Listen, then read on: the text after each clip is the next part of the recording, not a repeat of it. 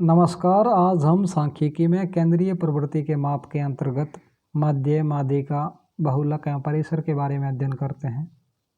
तो शुरू करते हैं आज का ये वीडियो। केंद्रीय प्रवृत्ति की परिभाषा।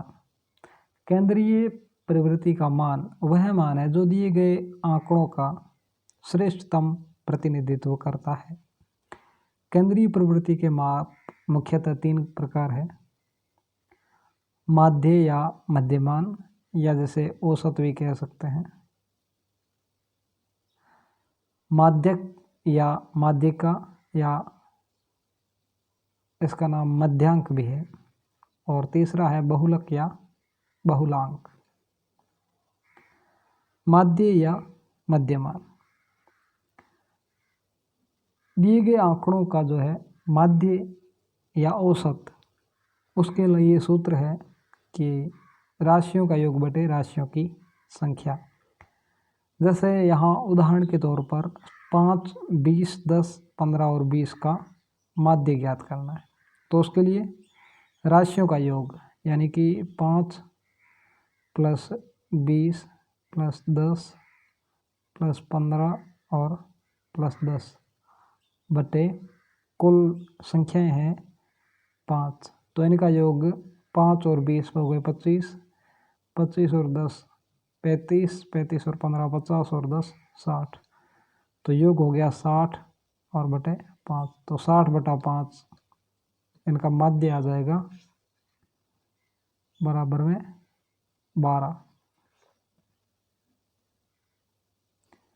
माध्यक या माध्यिका, या जिसे कह सकते हैं मध्यांक।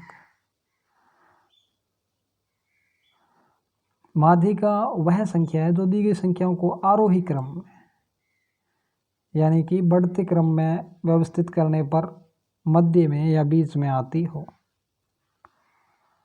तो यहाँ पर उदाहरण में संख्याओं 5, 10, 15, 20 और 10 इनकी माध्यिका ज्ञात करनी है।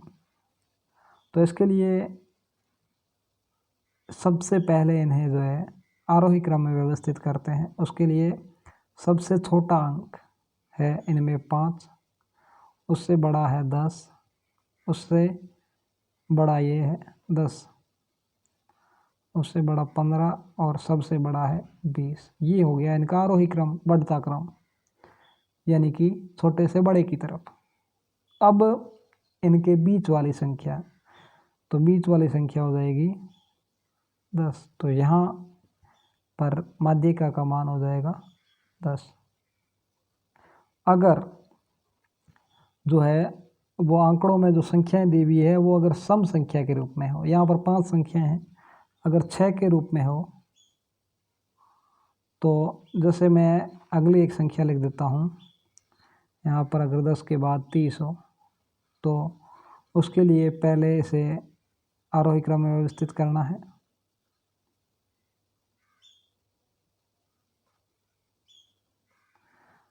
बीस एवं 30।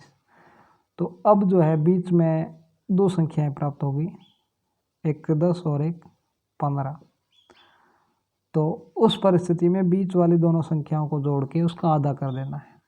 तो 10 और 15 इन दोनों का योग हो गया 25 बटा 2, यानी कि यहाँ माध्यिका हो जाएगी 12.5।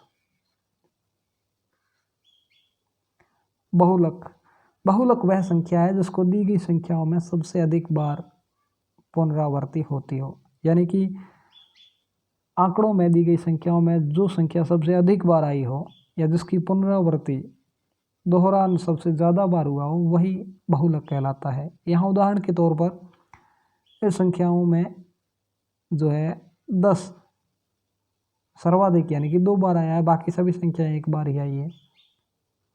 तो 10 जो है वो यहाँ पर हो जाएगा बहुलक। माध्य, माध्यिका एवं बहुलक में संबंध। तो बहुलक जो है वो माध्यिका के 3 गुणा में से अगर माध्य का 2 गुणा घटा दिया जाए तो हमें प्राप्त होगा बहुलक। बहुलक बराबर 3 गुणा माध्यिका माइनस 2 गुणा माध्य। अब बात करते हैं परिसर की। आंकड़ों का परिसर ज्ञात करने के लिए हमें उच्चतम मान में से निम्नतम मान घटा देना है। तो उदाहरण में यहाँ पर 5, 7, 13, 8, 17 और 12 का परिसर ज्ञात करना है। तो इनमें सर्वाधिक यानी कि उच्चतम मान है 17 और सबसे छोटा मान है 5, उसे घटा देना है। तो परिसर प्राप्त हो जाएगा, 17 में से 5 गए 12, तो 12 जो है वो यहाँ पर परिसर है।